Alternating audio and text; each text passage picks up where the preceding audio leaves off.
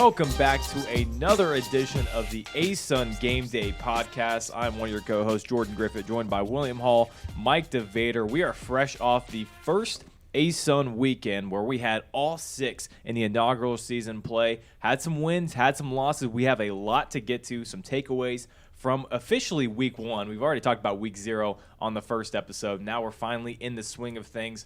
Again, all 6 teams were able to be in action. Then we look at the games for this upcoming week. We will pick one each, highlight them, as well as our game of the week, players of the week. Mike, of course, with his standout stat. Then the game within the game. William's going to talk about the ASUN preview, and then we'll finish it up with some more trivia. Trivia was a big hit with everyone last week. I mean, was it? Yeah, it was. That's really why we get these viewers. I'm not even sure if people listen to this.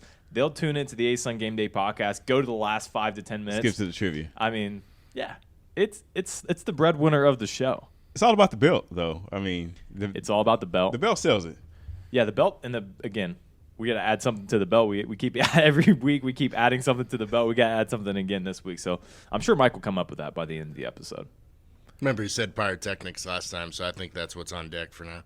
All right, no creativity. Just gonna go with what I said, huh? Why not? You're the leader. You're better than this.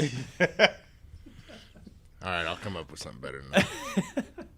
That's a great transition into our ASUN analysis. We will go over the results of last week, exactly what happened. The ASUN didn't have exactly the success we were hoping for. 2 wins, 4 losses, but a lot of close games and a lot of points scored. The first game we're going to talk about, Indiana State, they beat UNA. My prediction didn't exactly work out. I guaranteed UNA would win by 10 points. They lost in overtime by 3. We'll get to that a little bit more. Sanford upset Kennesaw State 27-17 in Alabama. Missouri State beat UCA 27-14. Eastern Michigan then beat EKU 42-34. That was also a very tightly contested game. But the wins, Jacksonville State stays undefeated, 35-17 win over a very good Davidson team. And then Austin Peay beats Presbyterian 63-0. Yeah. Listen, I know Presbyterian's non-scholarship, but wow. But yeah, I mean, it is what it is. It is what it is. I mean, that's certainly something to highlight. Austin Peay's offense obviously showing out early and often. All right, guys, what are some of the biggest takeaways you had from this weekend from week 1? I think my biggest takeaway was, I mean, even in the loss, Eastern Kentucky was, I think last week we talked about going in and just overall thing I was looking for was their offense. I mean, we've known about their defense. You know, what could their offense do? Their offense showed what they can do. I mean, 492 yards of offense against Eastern Michigan, and I think that's what can be expected for them to keep that up, to keep that level of offensive power going throughout the season. And I think they put a lot of people on notice that, you know, they can put up yards, they can put up points, and you better be ready for that as well as their defense going forward. Well, I think you could look at it as a mixed bag. I think we had some good performances, but also some missed opportunities. The 2 of 4 week kind of speaks for itself. We had a game slip away, and a couple teams not played to their best of their ability to start the season. Obviously, Jacksonville State continued its dominance on the ground and through the air. Austin Peay rebounded in a big way, like we thought they would, so that's really good to see. But I'd like to see our teams this week be a little bit more prepared, not have crucial turnovers or penalties in a big moment. Let's see if we can improve on that 2 and 4 that we had last week. Yeah, and talking about the UNA game again, the prediction that blew up in my face pretty quick. It was the first game of the weekend last weekend. It was a Thursday, Friday, Saturday type of college football weekend. Not exactly normal, but North Alabama fell 17-14 over Indiana State. They took them to overtime. They scored within the last minute of this game, I think even the last 30 seconds. Corson Swan receiving touchdown. And then you go into overtime. They had the momentum. They held the Sycamores to just a field goal. They come down, and then the ball does get snapped over their head, and they get a delay of game on the field goal attempt to try and tie it back up.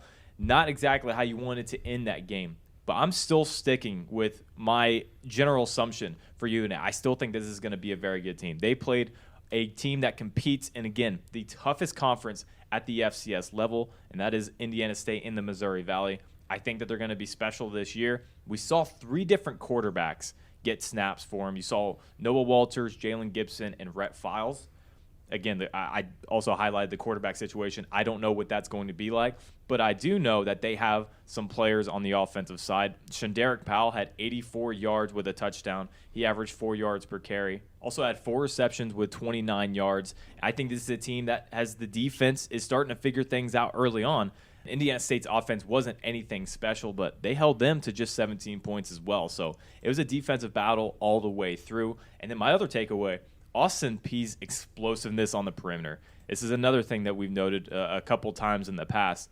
Looking at the stats against Presbyterian, listen, we know they're non-scholarship. We know that Presbyterian hasn't exactly been a powerhouse the last couple of years, but that doesn't necessarily matter when you beat a team 63-0. They had 42 points going into the locker room. 42 points going into the locker room. They did everything that they needed to do. And looking at the perimeter players, Dre McCray, 7 receptions, 113 yards, no touchdowns, but Trey Goodman made up for that. 4 receptions, 60 yards, and 2 touchdowns.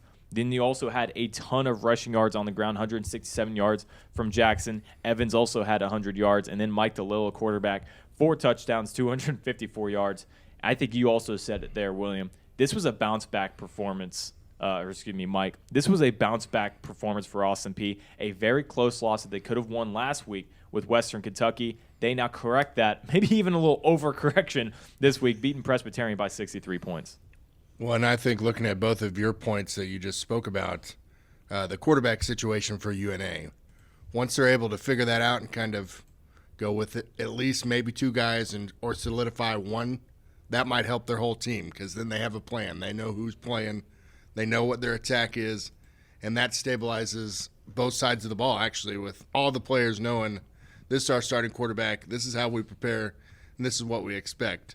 But then Austin Peay, sometimes you could see them playing Presbyterian as a negative because they just came off a disappointing loss. Are they really going to be ready to play against Presbyterian, or are they just going to walk through the game? But to be able to put up 42 points in the first half really shows that they turned the page mentally, and they really were ready to play. Oh, yeah, 609 yards. I mean, My goodness. that's ready. And I'm glad that you are still on the UNA Yeah, bandwagon. I'm not leaving this bandwagon. You got to stay. Well, No. you built it. You have to. I did build it. I guess Coach Willis probably built it, but I'm going to go ahead and hop on. I'm still staying on the UNA bandwagon. Again, the defense showed out. I expected that to happen.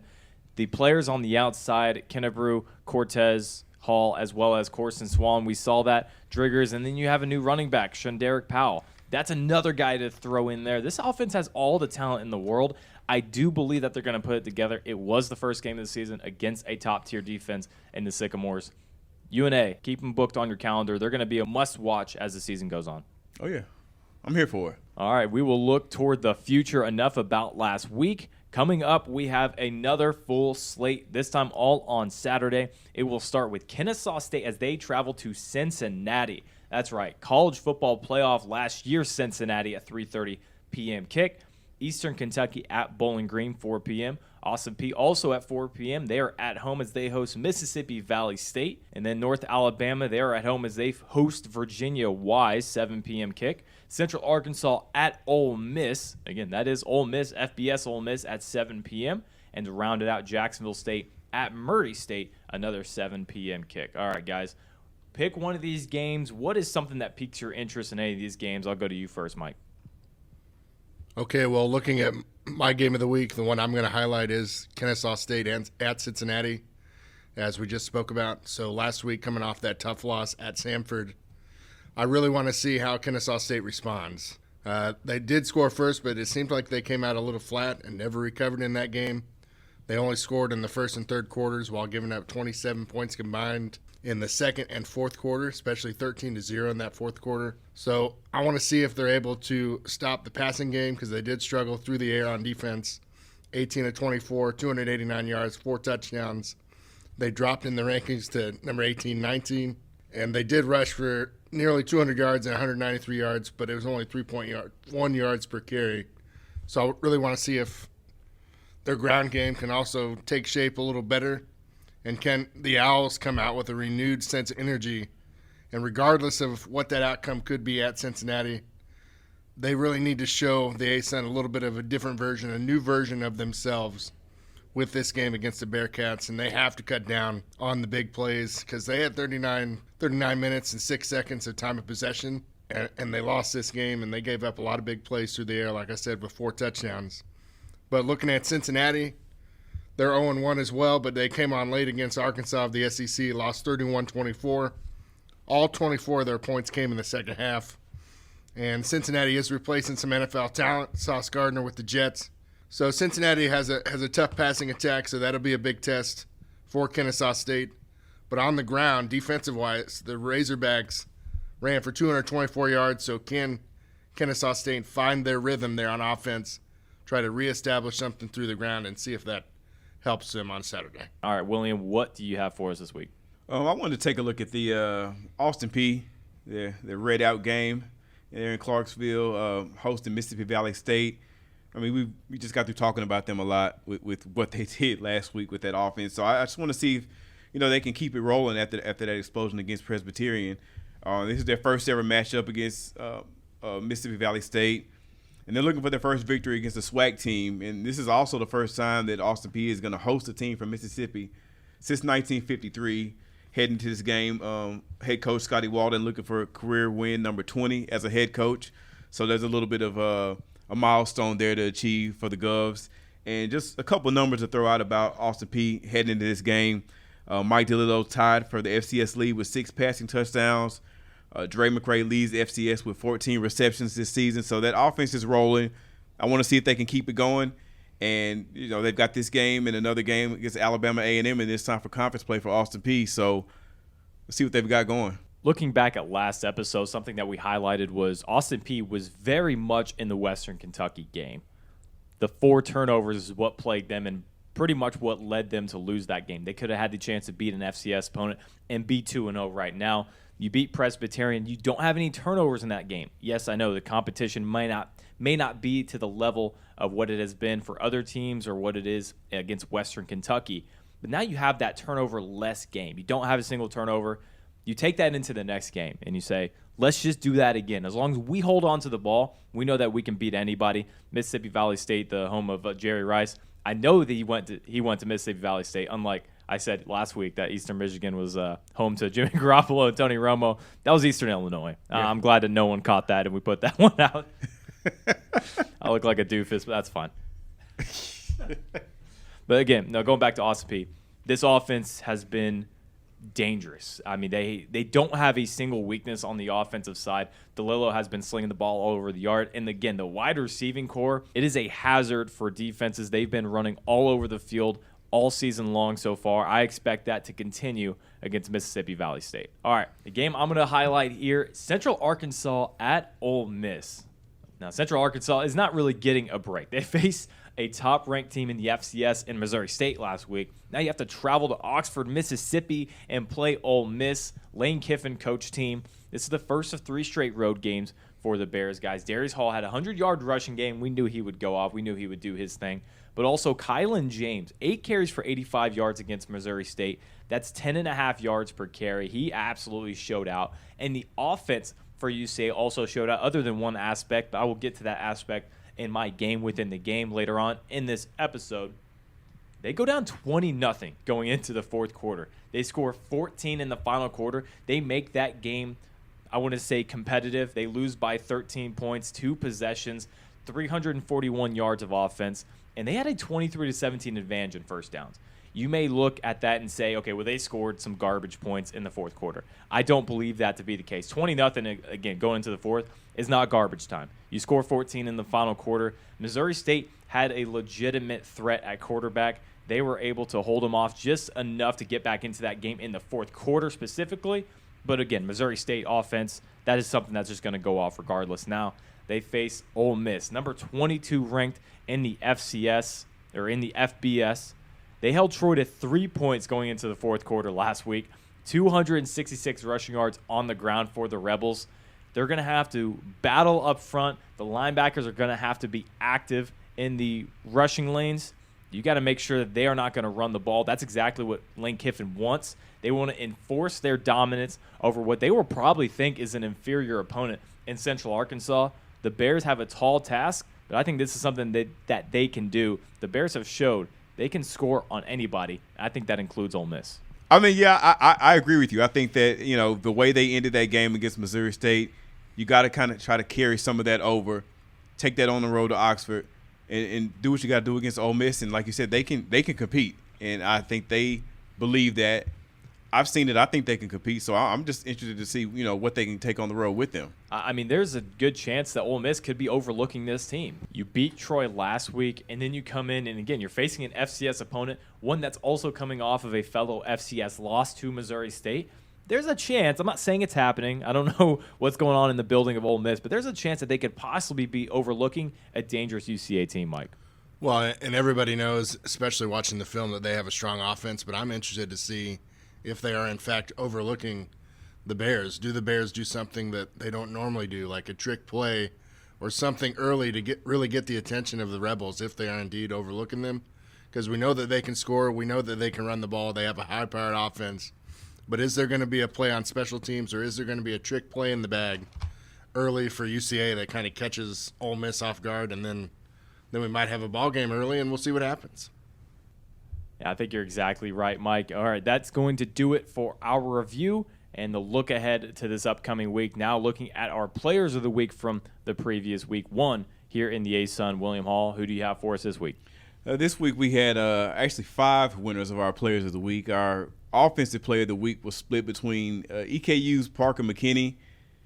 He had 400 yards of total offense, 4 touchdowns against the FBS opponent, Eastern Michigan.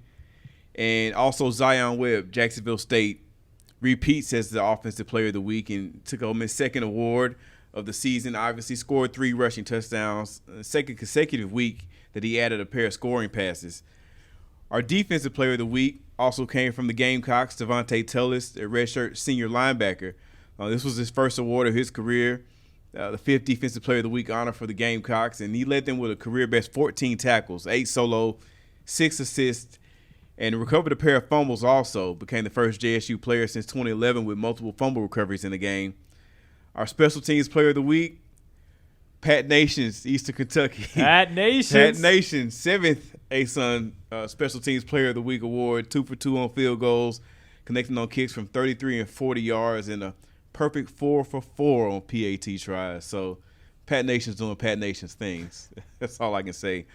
And our freshman of the week, Javon Jackson, Austin Peay, redshirt running back, first career Freshman of the Week award, 2nd consecutive for the Governors, and he's their leading rusher in the win against Presbyterian, where they just did what they wanted to do in that entire game. He finished with 167 yards, 24 carries, that's 7 yards per carry, and his second career rushing touchdown in the 4th quarter against Presbyterian. So those are our ASUN football players of the week. We talked about it last week. I said Zion Webb, that's a guy that's going to be here many times. And obviously, he is again. You did say that. He's a dual threat, and he's in such a perfect system that Coach Rich Rodriguez has implemented this year. Jacksonville State looks like a juggernaut. We'll see if that continues. I cannot wait to watch them every Saturday. Parker McKinney, of course, we knew about him coming into the season. One of the better quarterbacks in the ASUN. You say 14 solo tackles for Tullis? Is that true? 14 total tackles. Okay. Eight I mean, solo. that's still incredible. It's Listen, 14 solo. I mean, you're almost breaking records at that point, program records at least. I mean, that's an incredible day. But I was going to bring that up actually because I remembered what you said last week about running against the triple option. We could have some tackle records broken, but then here he is, 14 total tackles. He wins the award. It's almost like he foreshadowed that to happen. Hey, listen, I may not have the right predictions. I may not say the right schools in terms of Eastern Illinois, Eastern Michigan, but by God, I'm going to put the triple option on display, and that's exactly what happened there. You play a triple option team, you're going to get tackles, and a linebacker like Tullis, I mean, he was feasting out there. 14 total, that's an incredible game. Yeah. And then, of course, I mean, Pat Nations, you know about Pat Nations. You know about Pat Nations. If you know about the ASUN, you know about Pat Nations. Also something, Javon Jackson, I mean, he popped off the screen. He is a tough tackle for Austin Peay. You had that rushing attack also with, again, some of the best wide receivers in the conference. That's a dangerous combo. Javon Jackson for Austin Peay standing out. So I appreciate you giving those players of the week an outstanding week for offense and defense, and Pat Nations for Eastern Kentucky. Mike, it's time for the standout stat. Cannot wait to see what you have whipped up for us this week. All right, well, last week we looked at rushing defense team average. This week, I know it's a little bit early, just getting everybody playing here last week, but the stat that I'm going to be looking at that already played a key role in some of these games, third down conversion percentage. So offensively, our teams so far this year have combined for a 47.93 percentage rate on third down conversions. Eastern Kentucky leads the way at 12 of 18, 67%, and teams range from that 67% all the way down to 8%. So 58 of 121 so far this season, our teams have converted on third down. Let's see what that number does throughout the year, because I obviously think that the more third downs you're able to convert, you're doing better on the field, you're staying on the field, you're tiring down defenses, giving yourself a chance to score even more points. We'll see how that fluctuates throughout the year, especially this week, and where we can go from there. So 47.93 third down conversion percentage right now in the ASUN. Now, I hate to turn a negative into a positive, being optimist that I believe myself to be. You had 4 losses, and you still had that percentage. Imagine if those were wins, how high that percentage would get in the ASUN. You only had 2 wins last week. Again, you flip the script. Maybe you have 4 wins and 2 losses next week. That percentage is probably even higher. I like how you did that. I like how you just, you took that stat, you flipped it around, and you made something positive. I mean, the stat was good, but you took that 2 and 4. But my performance is better. Is that Yes. I mean, I'm all here for it. I mean, you're sticking with your predictions. You're staying on the UNA bandwagon. Absolutely. I like to consider myself to be an optimist. What's the point of being a pessimist? There's no fun in that. It's not. Everything sucks. That percentage sucks. What is the fun in that? I like to be the optimist. So, yeah, that's what I'm going to try to do there. Smooth transition. All right, coming up next, we have our ASUN Game of the Week.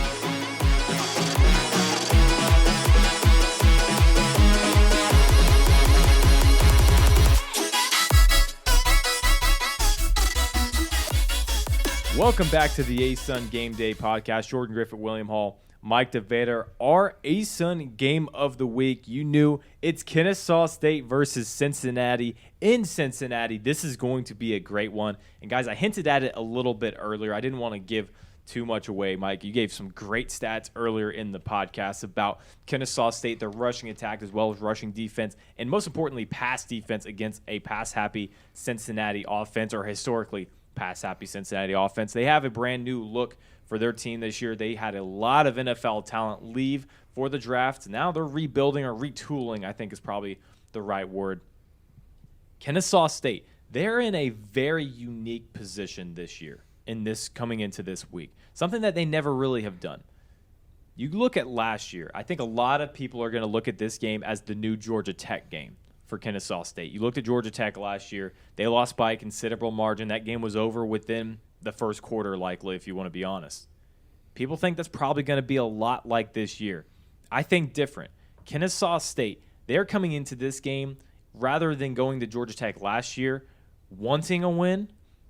They come into Cincinnati needing a win. They do not want to go 0-2. You know that Cincinnati is also coming off of a loss, so you have very little hope that they are going to overlook you. I know we talked about these FBS programs possibly overlooking FCS programs. I don't believe that's going to happen with Cincinnati, but there is that human aspect to Kennesaw State. You came out a little lackluster against Samford, didn't earn the win, didn't deserve the win. They lost by 10 points. Samford was the better team that night. Samford also looks very good to their credit so far this year. Kennesaw State has to come out with a little more fire against Cincinnati. I think that's going to happen. You're going to be under the bright lights. I do know that it's an afternoon game, so the lights aren't going to come on until a little bit later in the game. But Kennesaw State, they're going to have a little bit of a better attitude coming into this one, or a little bit more edge to them. They need this win. They need this game to go well. They need to at least play well against one of the best teams in the country in Cincinnati. Well, yeah, and you know, they're one of the best teams in the nation, and I'm going to say that the obvious is going to be tough, but it is. I mean, you're looking at a team that's gone 4 straight seasons without a home loss. I mean, you're going in there, they've won 20 consecutive home openers.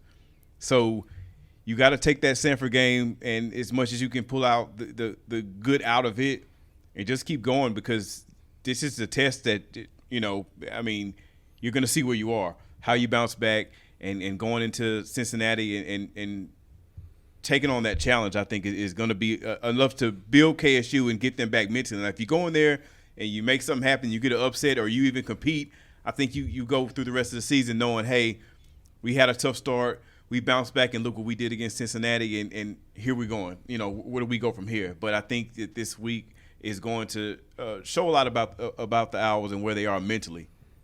Well, I think regardless of the outcome, like I said a little bit ago, the point of this game, obviously you want to try to win and do your best, but the point of this is to get your mind right for the rest of the season.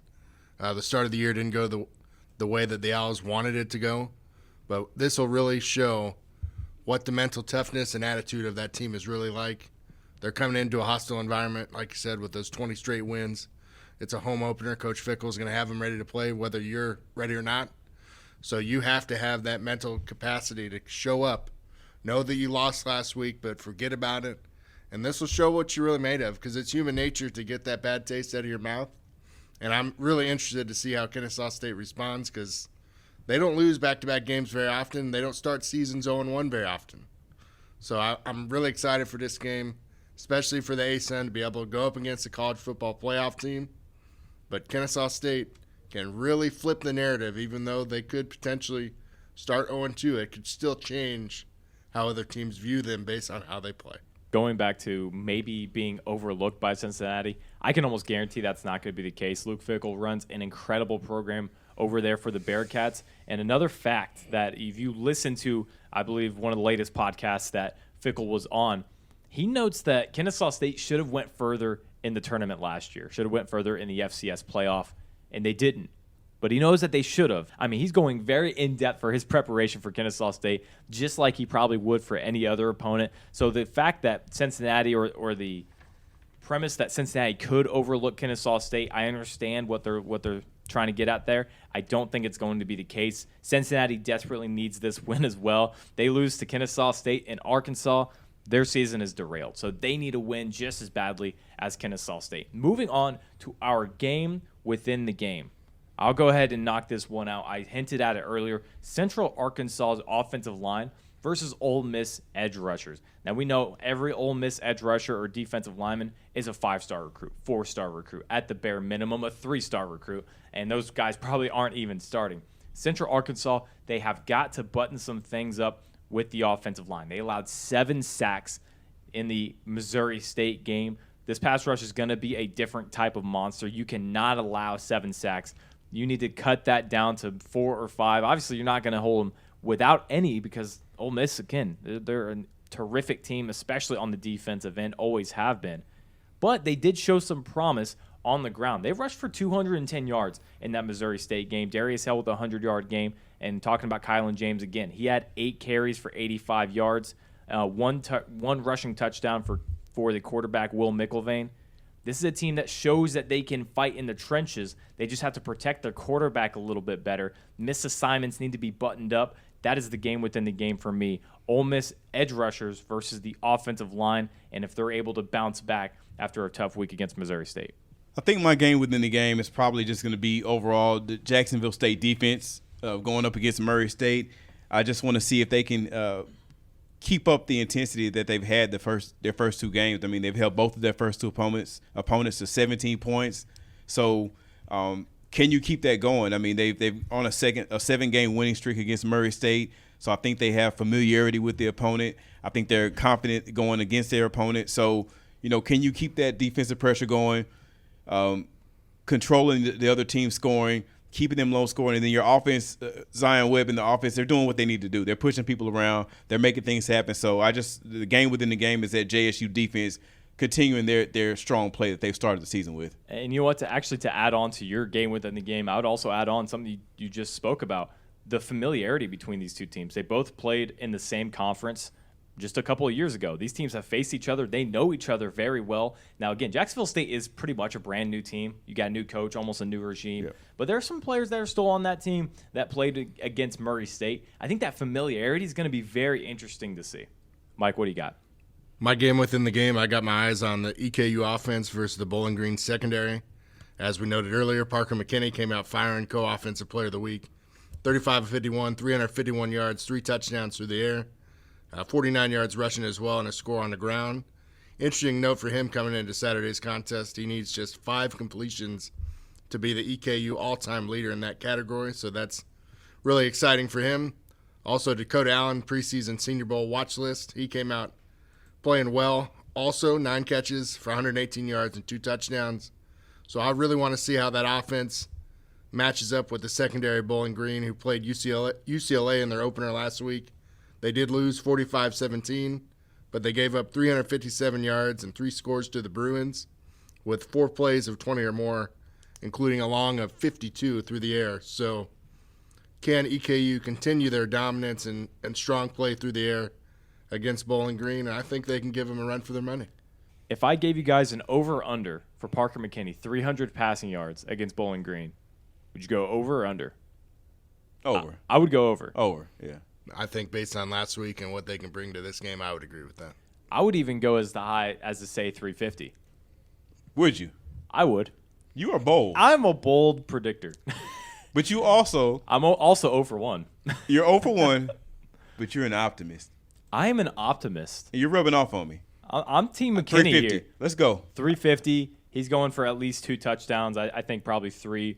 I think they're going to expose the Bowling Green secondary. I think EKU is an offensive powerhouse that just needs to introduce themselves to the nation right now. EKU, Parker McKinney's going for 350, 2 touchdowns at the least. I'm with you. You sold me. Okay, so you're over 350 I'm as well. over 352. All right, good. Well, I'll kick it right back to you. ASUN preview. We talked enough football on this podcast. Let's get to the other sports. Yeah, other sports. I mean, last week we had men's golf get started. Cross country got started, so our fall sports are in full swing. No pun intended, or maybe I did intend that pun because women's golf is going this weekend.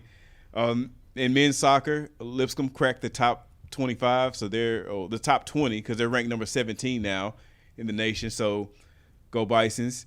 And in volleyball, we have a couple ranked teams on the schedule this weekend. FGCU hitting the road to Gainesville to battle number 16 Florida. That game's coming on Friday. And then on Saturday, Austin Peay travels to Bowling Green to battle number 21 Western Kentucky. And as of recording right now, we have 7 undefeated squads across our sports in ASUN as a total. And 2 of those teams are Jacksonville women's soccer as well as North Alabama women's soccer. So right now the ASUN's doing what it's got to do in the fall. Undefeated, putting in work. Looking at those undefeated teams, Jacksonville State, the only program that has 2 different sports undefeated, volleyball looking like a powerhouse. And, of course, we've talked about football throughout this episode and past episodes. So it is a good time to be a fan of the ASUN. All right, guys. It's time. Is it? It's trivia time. Oh, it's trivia time. It's trivia time. Last week, you guys evened the odds. I'm the only one that's scoreless. Who took the point last week? Was that Willen? No, that's Willen. I got that with this. Yeah, you got the guinea pig. The guinea pig. Yeah, that was, by far. I don't know if we'll ever top that one. The guinea pig? No, the guinea pig. If you haven't, again, I said at the beginning as well, people only watch or listen to I keep saying watch. No one's watching this. Not yet. That's coming. Not yet. That's coming. That's coming. It will be. That will happen. Yeah. Keep your ears out for that one. People only listen to this podcast for the trivia. Most people. It's the most interesting thing. It's what people love. Yeah. It's the breadwinner of the show. That's why we got to keep it the last segment, so we keep people Save engaged. Then the best for last. For last, exactly. All right, fellas, are we ready? Recap the scoreboard. Mike 1, William 1, Jordan 0. What is the name of the first ever NFL team to get a win? Now, this is in respect to, we're recording this on a Wednesday. Tomorrow, the NFL will kick off for its first game here in the 2022 season. Your options are the Dayton blank. The options are A, triangles, B, street sweepers, or C, Neanderthals. Again, I will repeat the question for the watchers. People watching this audio podcast. What is the name of the first ever NFL team to get a win? The Dayton blank. And the options are triangles, street sweepers, and Neanderthals. Again, to repeat the rules, if neither of these guys get the answer right, I get a point. Wow. Wow is right. It's a doozy. This is also courtesy. I have to give a shout. This is also courtesy of our coworker and good friend Eric Hunt came up with this question. Oh, Eric did this? He sent this to me. He goes, I got trivia for you this week. I said, all right, shoot it over to me. We're all about inclusion here at the ASUN. As many people here who work here can get in on the podcast. Okay. We've had Ted. We've got Eric. Probably get The Rock next week. Appreciate that, Eric. Yeah. I'm waiting on The Rock. He's watching right now. Yeah, he's watching.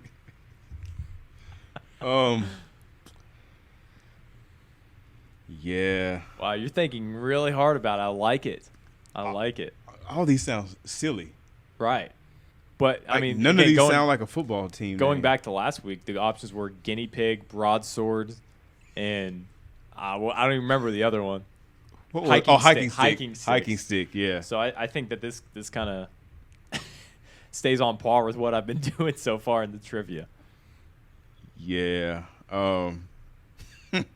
Mike, you got a guess? You're looking at William pretty hard here. Well, Neanderthals is pretty hilarious, and it could be an option. But thanks to a good friend of the podcast, Peyton Manning, and Peyton's Places, I do know that some of the things in the history of football were named after professions, and I don't necessarily know if this is one of them. But, for example, Green Bay Packers, all that good stuff with Aaron Rodgers, blah, blah, blah. But I'm going to say B, street sweepers, because that sounds like something that would have been done a long time ago, kind of like a chimney sweep, and they actually made a team about that. So B, Dayton street sweepers. Okay. To help both of you out, Mike, you already locked in your guess, so to help you out, William, I don't know if this will help you at all. But what? You can change it. You can change it.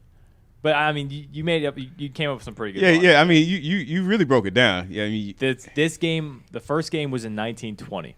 Take that for what you will. Don't know if that'll help you. And Mike's gonna stay. I don't know how that changes anything. Like, all right, man. These you know new what? words. Again, each week you guys. I'm done helping. I'm done helping you. I'm just saying, like, no, the you can 1920. No, you can fend for yourself. That's a long time ago or something. Like, what 1920. What does that change? The time period can give you some perspective as to maybe what the answer will be. That's all I'm trying to say. Done helping you, man. I'm trying to get mine. I'm trying to get my points. Triangles. Is that your guess? Yeah. You're sticking with street sweepers. Are we both locked in? You locked in? Yeah, 1920. We're locked in. The rolling 20s. All right. William, you are correct. It is triangles. What does it have to do with 1920? Well, I was trying to throw you off so you would go street sweepers. I knew it. What does that have to do with 1920? Do you ever see street sweepers nowadays? Back in the day, it used to be people who actually come out and sweep the streets. Well, that makes Mike sound like he was right. Like almost. Exactly. That's why I was trying to get you to. I know. I knew exactly he was doing that, man. And I was just like, don't do it. I don't know. I hope I'm right, but don't do it. And maybe Neanderthals. I never thought trying. I might have to add 4 because I'm scoreless still. And this is just getting tough. I mean, 4 would make it, like, miserable. But Mike eliminated one because I wasn't going to go with what he picked just to make it, like, more interesting. And then you come with this 1920s. This is like, what does – that didn't help or hurt. That made me seem like that I was actually correct. Yeah, exactly. Yeah. Exactly. You were swaying us in the wrong direction. I have to. All right. I'm desperate. I want that belt, and I'm getting further and further every single week. William now in the lead. I've lost 2 straight. I need to pick it up. The depression is written all over your face, but the people who are watching this, they can see it. Paint that picture. But for all of you who are just listening, always been told I got a face for radio.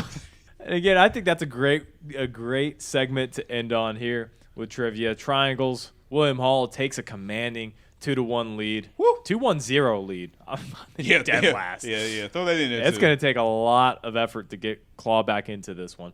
All right, that will do it for the ASUN Game Day podcast. Make sure to tune into all 6 ASUN football games as they happen here today. For Jordan Griffith, William Hall, Mike DeVader, that was the ASUN Game Day podcast. We will see you next week. Peace.